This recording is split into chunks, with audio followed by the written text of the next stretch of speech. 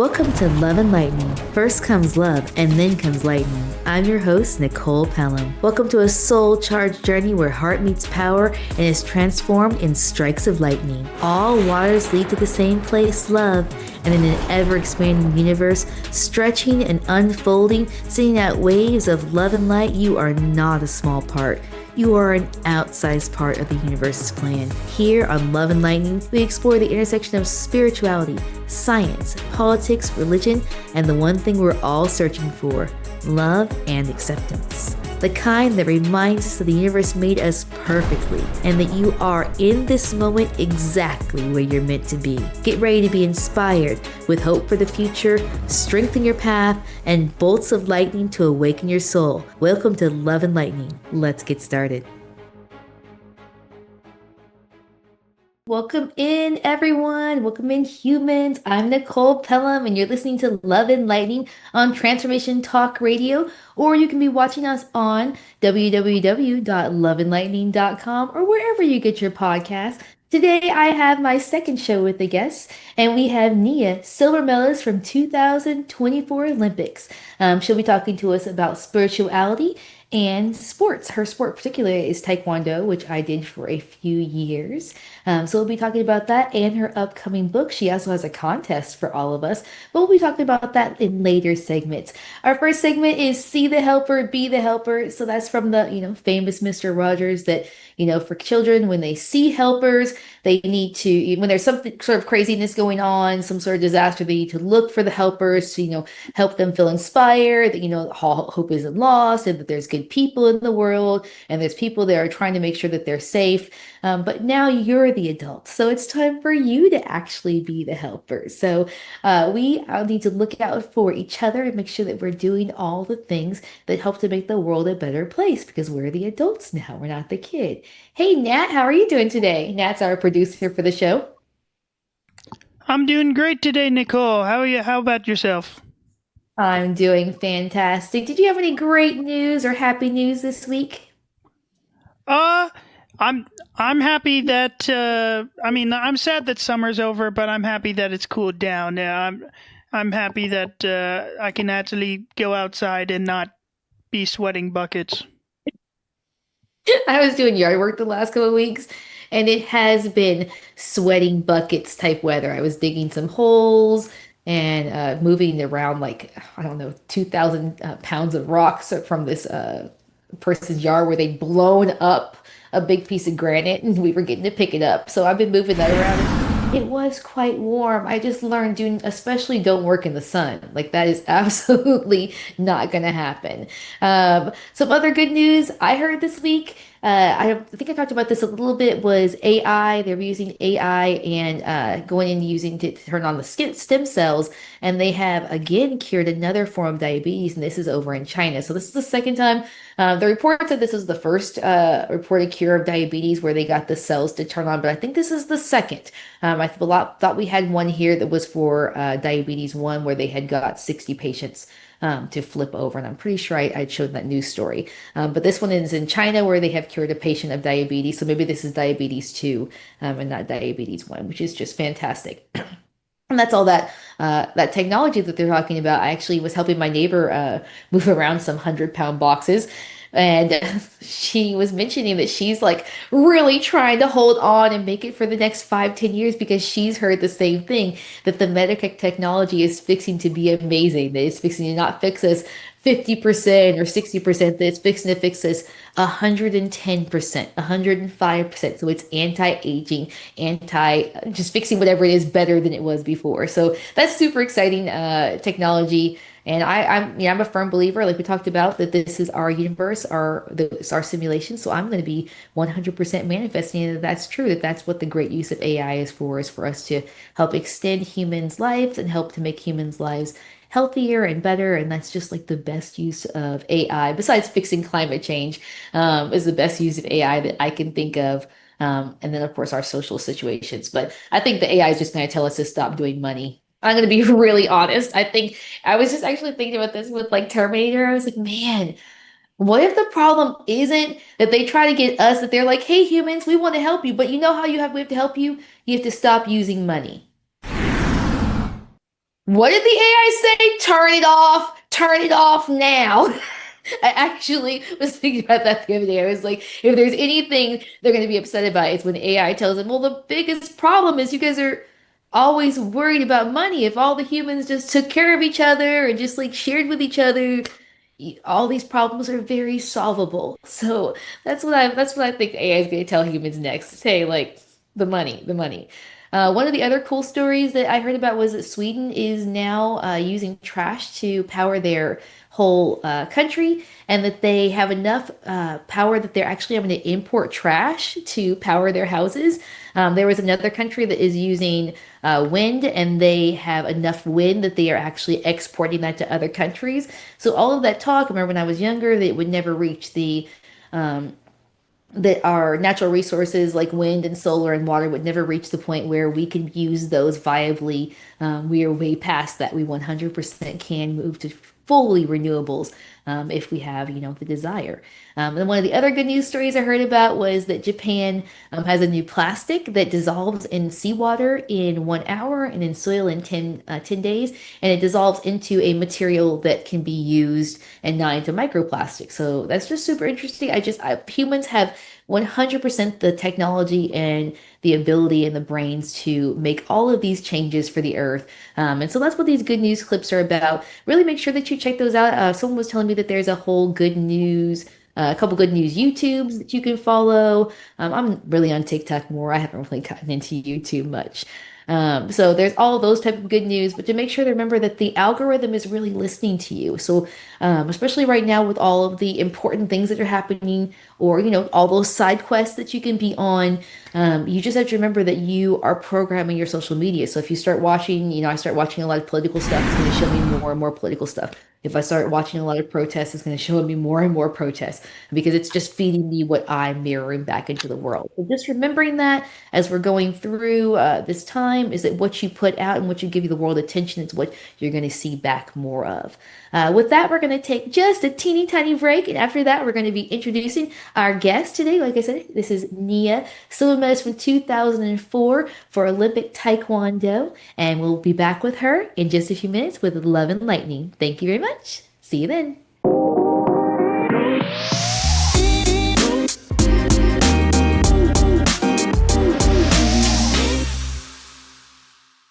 We're back on Love and Lightning. I'm Nicole Pelham, and we have my second guest on the show, Nia, silver medalist from Olympics 2024 Taekwondo. Welcome in, Nia.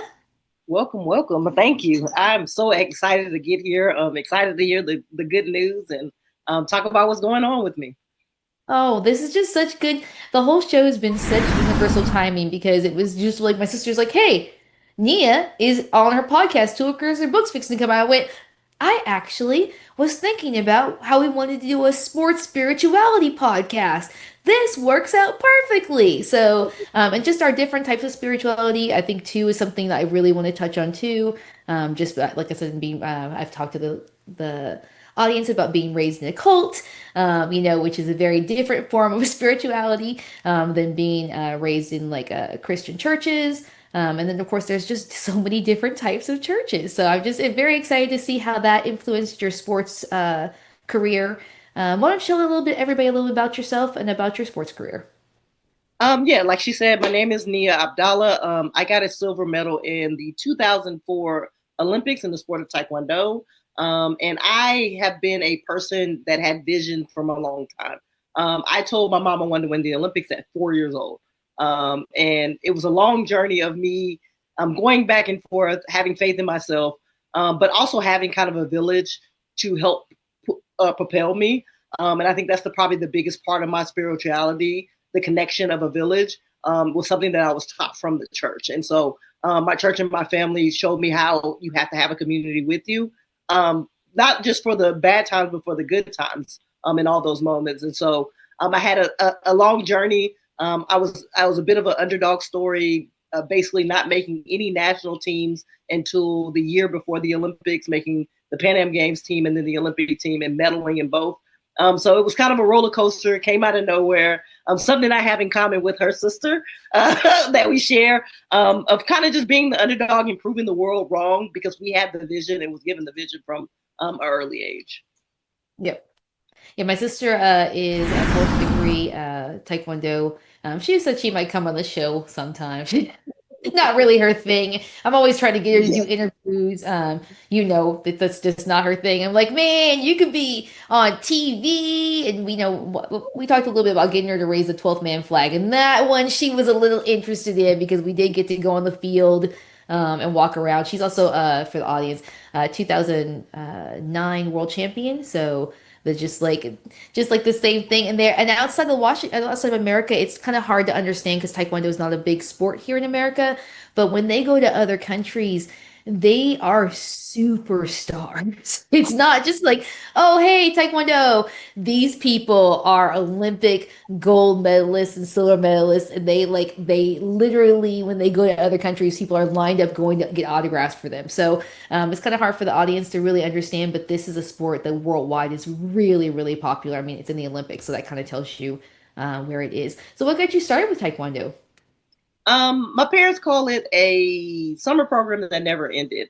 Of course, I grew up in the Ninja Turtle, Karate Kid era of days, Power Rangers, all that stuff. And so I was really into sports. Like I said, I wanted to go to the Olympics at 4 years old.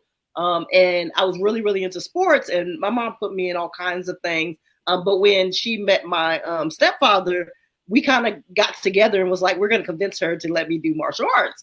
And of course, we sold she's going to be disciplined and grasshopper story. We sold that story to her. If PowerPoint was a thing, we would have had a PowerPoint presentation. And so we sold her that, and she agreed to a summer program. But I fell in love from day one. It was the place I wanted to be. For people that don't know about Taekwondo, most of the time people probably go to Taekwondo practice probably 2 or 3 times a week. Not me. I went 6, 7 days a week. I was always there. It was just, I fell in love with it from the beginning. And so even though I still tried other sports, I always ended up coming back to Taekwondo. Isn't that amazing how that happens? Is people do just find the thing that they're just like, this, I just really, I don't know why. I don't know what. It's got hardships. And I feel the roller coaster up and down, but this is what I not just feel like I should be doing, but I want to do it. We have my sister has us with the school, and I'm sure you have that because you guys have a school too, right? No, not anymore. I don't Yeah, do the okay. program anymore. So they, you remember when the kids would come in, and some kids are like, "Oh yeah," and then some kids are like, they eat, breathe, sleep Taekwondo. Like she said, there was a little boy that came in, and he was wearing Spider-Man, and all he wanted to do was wear Spider-Man until he did Taekwondo. And now he's like, no, I got my Taekwondo uniform on. So that love is just so amazing when kids have that, and especially when it becomes something like this. How does religion? I know you mentioned that your community upbringing helped a lot with your community with your Taekwondo career. How does your religion factor into that in other ways? I think the biggest thing for me, because I had such a roller coaster, and I didn't have kind of the support of people around me. And so I was always rooted in the church. I was a praying kid. I used to pray at like 6, 7 years old. Always having that connection with something outside of myself was a big part of who I was. And so it reflected in Taekwondo from the fact that I would pray before competitions. Even I had a roommate. I lived in the Olympic Training Center. I had a roommate, and we were about as opposite as possible. Didn't get along at all, but both were Christians. And so in the 2 years we were there, we went from hating each other to praying for each other, even though we were in the same competition. And I really learned more about myself on how to be religious in sports is a unique thing. Because a lot of times people are praying for, I want to win the tournament. But that evolved for me through sport, where I learned that it wasn't about praying to God to win tournaments, but praying that I had the best outcome, that I glorified him, that I did those things. So it transformed the way that I saw my relationship with God. It wasn't just God is a genie, do what I want, but it was like, okay, here, can you be with me during this? Because I know this might be hard, or this might be this round might be hard, or I might not understand, or I might not get along with my coach. All those things. I had another person in my corner, and that was how it was super helpful when it was with me in sports. Oh, that's wonderful. I can totally see how that would be helpful, especially just going through the ups and downs of sports. A lot of people who have not done sports don't understand quite the emotional roller coaster that goes with that. Um, what sort of practices do you think led to your success? What practices? Mhm. Like Um, personal practices besides just going to Taekwondo, like what mentality did you have that you think that led you towards more success? I think for one, I was just always a hard worker. Like I was always first person in, last person out. And as and we talked about how I had my book out, a lot of the moments, especially as I was writing the book, I realized that a lot of the moments that were the big moments happened in the gym, whether it's at Olympic trials and I have to pull a kick out that I didn't practice for 7, 8 years, that I practiced 100 times when I was younger, that came out just naturally, or whether it was me understanding that I have the confidence to do it because in practice I did it. So really, really being in the gym, being a gym rat, and being purposeful in the gym rat, and being, I wanted to make sure that I wanted to lose in the gym. That was always a big deal for me. Try that in the gym. Having that mentality of being okay with failing, so I can get better, was always kind of a big thing. And that working hard, training hard. Also, just making sacrifices. As I always tell people, I don't know how I did it in high school, but I would literally get up in the morning, do my running, jump rope, weight training, all that stuff. Get on the bus, go to school, do school work. Either had a job or Taekwondo practice afterwards. Did that, came home, did my homework, went to sleep, and did it all over again. And it was just that was what I did. What I ate mattered. How much sleep I mattered. What friends I had mattered. I had to make sacrifices. So I didn't really have a social life until probably my retirement, I want to say. Mhm. So that was the focus. I had to sacrifice kind of the other stuff, the fun stuff. Now that I'm 41, I can do all the fun stuff, and now I have the money to do it. And I sacrificed my 20th, but in the time it probably felt like a sacrifice, but now in hindsight it didn't. It was so worth it. hmm Yeah, and that's something that I do talk to. I mean, I didn't do we didn't, being raised in the cult, we didn't do sports until after I left that. Danielle left did earlier. We did Taekwondo. It was one of the actual reasons we got in trouble with the cult was because we did Taekwondo. They said that was too demonic.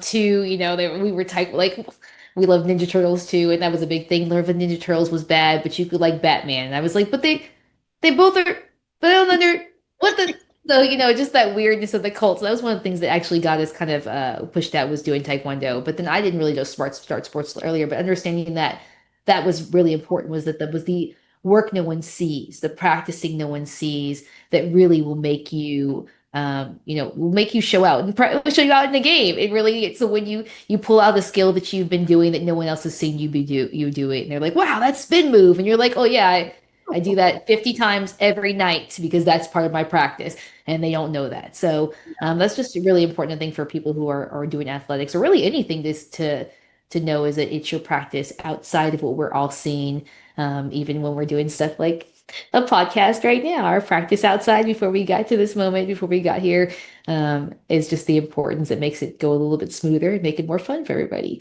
Yeah. My mom used to always talk about the angels liking sports. Did your family talk about that? The angels watching or liking sports, God liking sports? Not necessarily liking sports, but my mom told me since I was young that when she was pregnant with me, she was kind of just worried about how she's going to do this. I was her second child. What's it going to look like? And she had a dream similar to how they talk about in the Bible, how Joseph had an angel come to her. She talks about how she had an angel come to her, and they were basically like, "It's going to be okay. She's going to do great things." And since I was in the womb, God has told my mom I was going to do great things. And so I think that helped give her the confidence to let me be free to dream big. And I Mhm. always tell people, giving your kids the freedom to dream big is how you let your kids do great things. And a lot of kids are not able to dream big, and that's why they think small. But I'm gonna shoot for the sun. I'm at least hit the moon. The moon is cool. Or And have a so fun experience. You're like, yeah, hey, the view was great. We crashed afterwards, but could you see how high we were? Have you been yeah. that high? Nope, I don't think so. That's what I'm telling you. You got to shoot, or you won't even know what it feels like. Yeah, Yeah, so that's definitely that. that was super helpful as far as her faith kind of pushed into me because she just she had that confidence and that peace in what I was doing, even when it didn't look like nothing was going to happen. Oh, that's wonderful. That parental help or having, like you said, someone in your corner is a huge thing to helping people to dream big. That understanding that this is, we talked about last episode that this is kind of a simulation video game, but whatever they're calling it now in science, and that is saying really that it rewards you for shooting for the moon. It rewards you for shooting for the sun. It wants to see how you can expand things and expand the way the world is, and then it's like, oh, okay, well, hey, I'll give you more of it because that actually was really interesting to watch. Yeah. It's just such a cool thing. We only have 2 minutes left, so just a real quick, you have any piece of advice for spiritual athletes? Make sure that you're rooted in who you are before you think about the sport. So everything that you should do should glorify, whether it's the God you're serving or the spirits or the energy, whatever you're trying to serve, making sure that you like dial yourself back. And give yourself that time. I never trained on Sundays because Sundays was my day to refresh. Like give yourself those times to be rooted in who you are. That's wonderful. Do you have your book behind you you can show us real quick? I got one right here to show everybody. All right. When we come back, we're going to be talking about her book and going through some rapid fire questions. This is Nicole Pelham and Nia, silver medalist from 2004 Taekwondo Olympics, and we'll be right back with Love and Lightning. Stay tuned.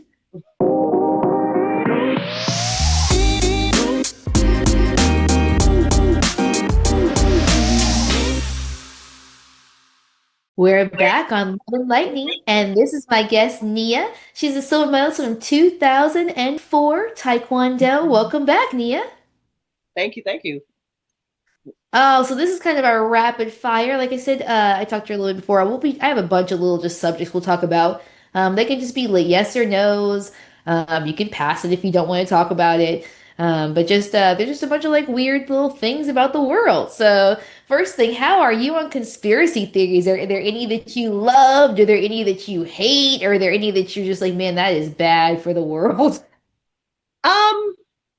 I think that for me with conspiracy theories, if they're just kind of fun things that you want to think about and it's not really trying to like change people or like trying to force people, I'm more okay with them. I think some of them are fun. I have some like I think that Black people are from another planet, and we're really the aliens, and then we came here and mixed with the people that are here. But will I go to like bat with it? No. Will I like will I like fight somebody about it? No. It's just a fun thing to be like, oh, what if that was true? I think those are okay, but like when we're trying to like I'm not a flat earther or anything like that. Like none of those. I'm just like, okay, you shouldn't be like forming full theories and trying to change the world with these theories unless you have evidence behind it. Just a little bit, because I do have to admit that back when I was like a teenager this is before Fox became crazy, but when they might have been hinting at it, uh, there was after the news a whole 2 hour thing on why the moon landing was fake. And I watched that at 14, 15, and for about 15 years was like, no, the moon landing's fake, guys. Inception, even, I mean, not Inception, the one, oh, I love the space one. They even hinted at it. They had it in their textbooks. They were like, yeah, that was a plot to keep to make Russia the Soviet Union go bankrupt. And I was like, see, I told you guys, the moon landing is fake, and here's all the reasons. Now, a few years later, I've been like, oh, actually, some people have showed me some counter arguments. I went, oh, actually, you know what? We probably did. And I'm gonna go ahead and honestly, like, it doesn't like it's again, it's just one of those like fun like things to think of. It always scares me when it becomes something scary. So right now on TikTok, I don't know if you've seen the ice cream incident that's going on in Virginia, where there's a bunch of ice cream trucks and there's a bunch of children missing again there. And I just went, but guys, we have Amber Alerts. We know when children are missing. And so they're following, ice cream trucks around at night, and they're like, well, these people are kidnapping people. And I was like, guys, you're gonna get some poor ice cream vendor beat up. Yeah. Stop, stop, stop. Like it's just, Yeah. I'm just like, that's what worries me. The Pizza Gate, when someone just decides to take matters into their own hands. And I'm like, yeah, that's why conspiracy theories are fun until they get to that point where people like are like, the drugs and Halloween candy. I'm all like, drugs are expensive. Like drugs are expensive. Like, who's doing that for free?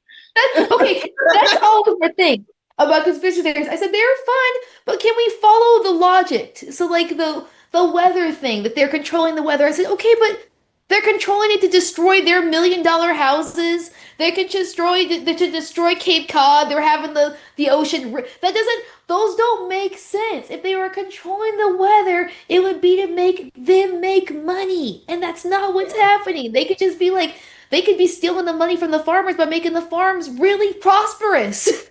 Yeah, like, and there's counter arguments. The reason why I have the alien one, because there's nothing you can counter me saying that. Like, there's no counter argument. And in fact, no, you heard that's what the statement is right now. That's what I was going to tell you. Did you hear about Atlas that's coming here? Yes, and they say they African American. I'm just saying. I've been saying we've been aliens for like at least 8 years. That's been my thing. They laugh at me about it, but I'm all like, they saying they African American now. That's probably our people coming to get us. They're saying that they're 6, 7 foot African Americans, muscular, tall. That we should be worried and concerned. I'm like, why would we be worried? Welcome back, overlords. I mean, like our people was coming to get us. We've seen like Thoth was walking on the walls. I was like, those people look very, very dark. Are you guys? And now I just heard someone was talking about have you heard of the Geneva Bible? Mm-mm. So the Geneva Bible is between the Ethiopian Bible and the King James. And so it has like notations in it. It's a little bit more rebellious than the King James version, which he settled down, to make it not be rebellious. But we were looking at that, and they were kind of saying the same thing. They were like, this African was like, you guys keep saying that your colonization brought Jesus to Africa, but Jesus had Africa. We had Africa in the Coptic church. Yeah, it was an Ethiopian. Way before you. In the Bible. It's like the moment where I was like, that's right. They always do say they brought Jesus, but Jesus was in Ethiopia already. They have all the scriptures. Like, you didn't bring Christianity. In fact, it seems like you may have tainted it a tiny, large amount. But yeah, we will see that ship is supposed to be. But the problem is it's on the other October. It's on the other side of the sun.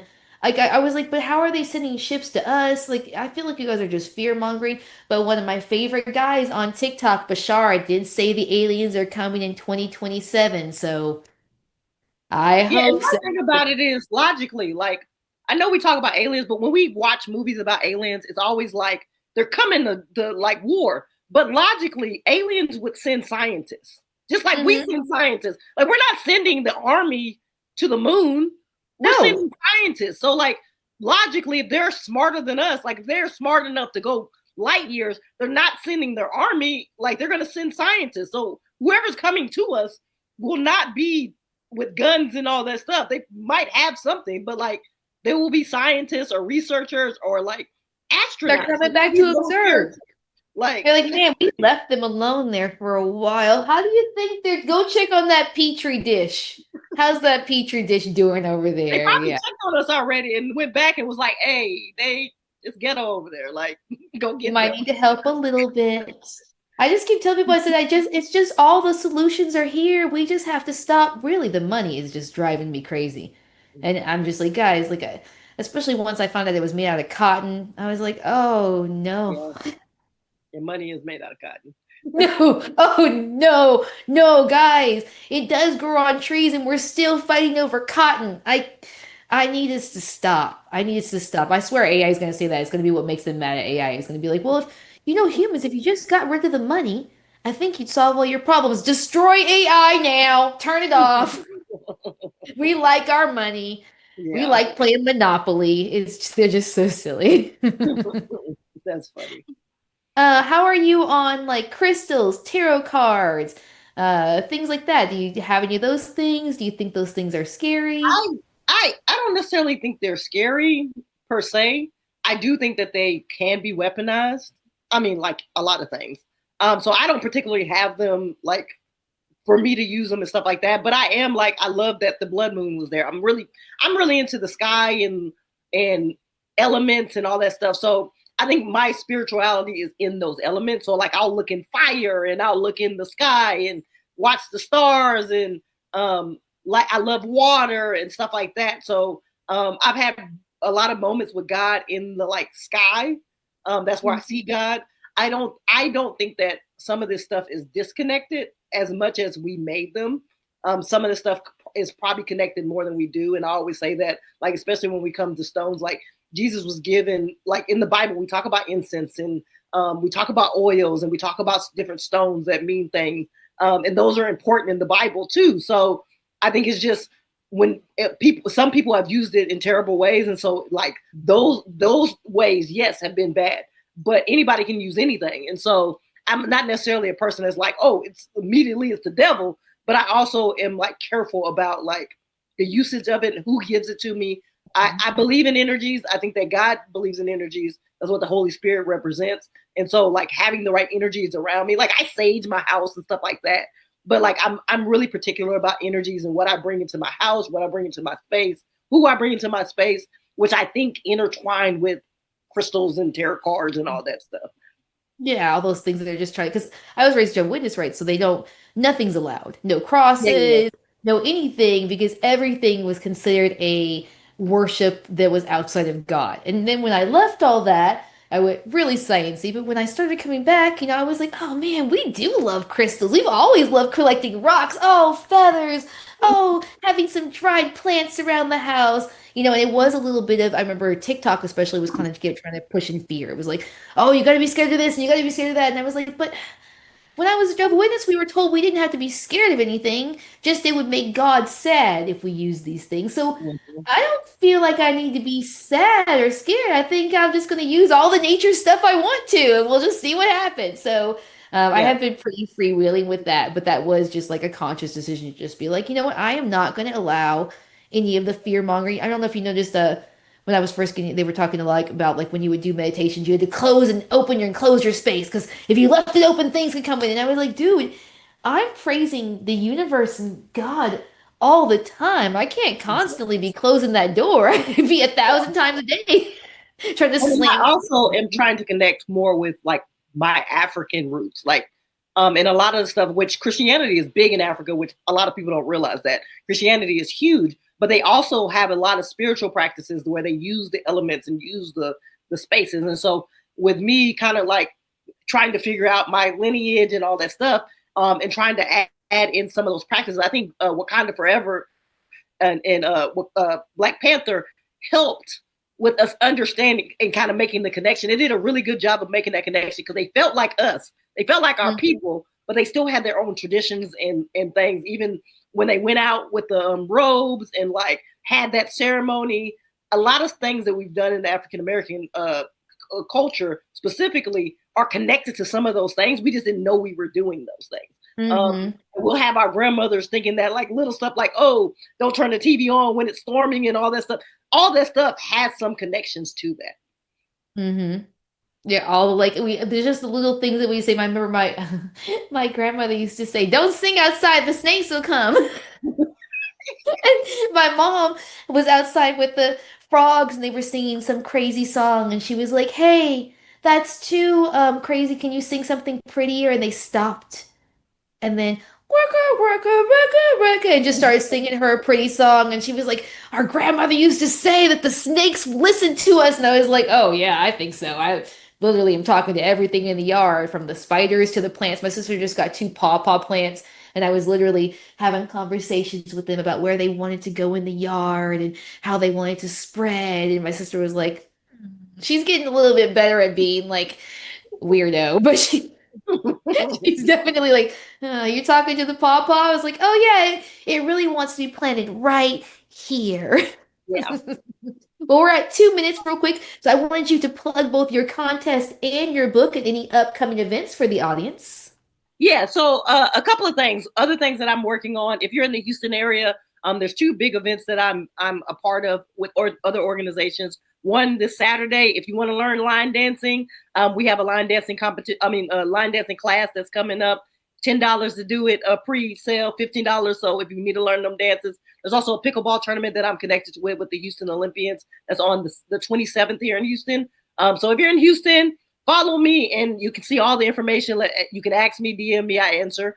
But also the big thing, this Sunday, my book is coming out, and specifically this Sunday, because in 2004, after I came from the Olympics, they declared September 14th Nia Day. So it's officially Nia Day. I have a proclamation that I have, and it's Nia Day. And so when going through this book, I had to figure out how I wanted to write it, and I decided to write it in 3 parts. So this is part 1, the journey of me from that Olympic dream to going to the Olympics and winning the silver medal. That is in this book. This is part 1. We have part 2 of after the Olympics to retirement, what entailed in that, the ups and downs. There's a lot of stuff that happened in there. A lot of people that know Taekwondo, there's a lot of stories that y'all been waiting for me to tell. That will be told. And then last is going to be the 3rd book is it's going to be kind of after retirement and the recap of what I learned from the whole process. And talking about how I now teach Live Like a Champion through what I call Bacho, which stands for Believe, Associate, Choose, Hone, and Obtain. And so that book is going to be talking about that and how I reflected on how I became a champion in this book, and in the 2nd book, and how I utilize that again throughout my life to be successful again. And so on Saturday, on Sunday, I will be, anybody that does pre-sales from now until Sunday will get a signed physical copy. And I doing it special because I bought this special little pen to sign it. So it will have a unique signature. Only the people that have this will have this unique signature. I will be talking about it on live on TikTok and on Facebook. I will be live and I will explain the signature, where it came from. There's history about it, and I'll be signing them live. If you buy on live, you can also get it. So after that, on that following Monday, it will be on Amazon. And you can buy it directly. You can buy it auto book or physical copy after that, but it will not be signed. So if you want the signed copy, you need to do it before. Well, that's the audio. The audio book coming out is really. I love audio books, guys. That's kind of my thing.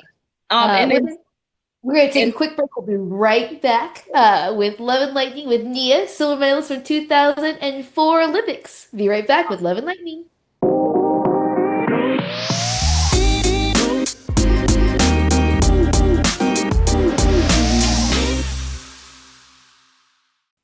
Welcome back. I'm Nicole with Love and Lightning, and my guest is Nia, 2004 silver medalist, Olympic Taekwondo. Welcome back, Nia. Thank you. Thank you. This is our last segment. I was just talking about how quickly these go. They're just over before we know it. Before we got cut off, we had our little break. Nia, you had a contest you wanted to tell everybody about. Yeah, so for the first 5 people to do the following things that I'm going to say, you will get a free signed copy. You need to follow me on Facebook, which is Nia Nicole Abdullah /Duhart. On Instagram and TikTok under Auntie Olympic. And then on TikTok, you need to like, share, and comment on a video that says, do you need to hear this story? And what I want you to comment is, I need to hear that story. The first 5 to do all those things, follow me on all 3 platforms, like, share, and comment on that video. You will get a free copy sent to you. I will DM you and you will get one sent to you. So go out there, follow, and if you follow, you'll get a lot of content, great content with it too. So that's a double win. If you don't have it to buy the book, go ahead and do that. All right, you guys got that. You can also check her out on Facebook, Instagram. She said she's big on TikTok, so that's where she's going to be going live later. So make sure to check her out on there, and we'll post links to that on our page. Nia, do you have any big hopes or plans beside the release of this book, which is on Sunday? I think besides the release for me, I'm hoping that this story really, really helps some people. I wrote it specifically so anybody from 8th grade on up can read it. That way they can be inspired. And so if you have some kids that want to be inspired, if you're a teacher, go ahead and get the book for them. I'm really, really hoping that this can change some people's lives. Mm-hmm. And that's one of the things is sharing our story, and that's one of the biggest things I'm hearing right now is everybody needing to share their stories. I've heard, stories from former Jehovah's Witnesses, which made me, go, oh, I'm not the only one who did this. They left in their 30s too, and those help to inspire me, about where I am and how far I am in my transition away from that cult. So those type of stories for people who are looking for their dream, who may be in the midst of their dream, or who maybe are at the beginning of their dream and just being told no. It's always good to have inspiring stories where you hear like, hey, yeah, you are going to be told no, 100%. People are going to tell you no, but you just have to know inside that that's what you're supposed to do. That all their no's don't matter because you know inside what you're supposed to do. Aside from sports, is there anything else that you enjoy doing with your time? Anything else that you're enjoying as you've moved into retirement? One of the biggest things, I'm a gardener now. I have 22 herbs, spices, fruits, and vegetables.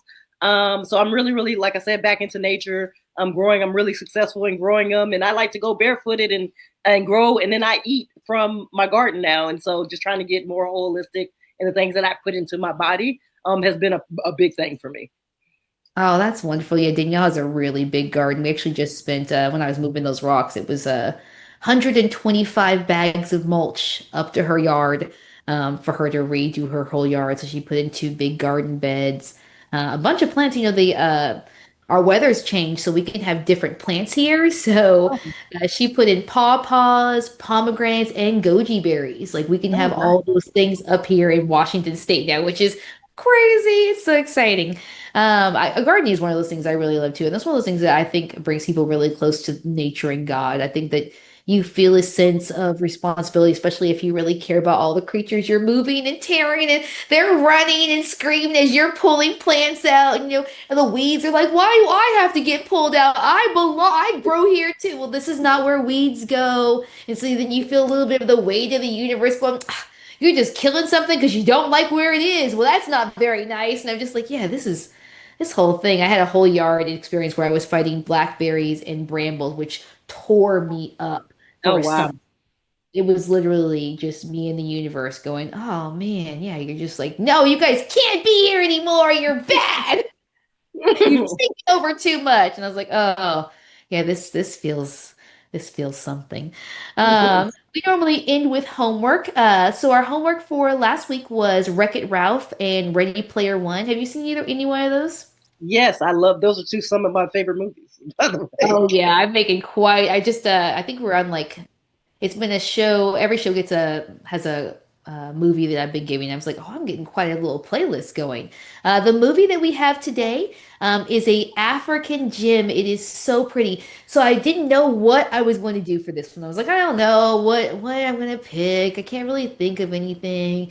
And so I just closed my computer and sat down to meditate. And as I sat down to meditate, all of a sudden, this whole African fable came out, and it's just beautiful. I'm going to post the name because we're not going to get to watch the trailer here.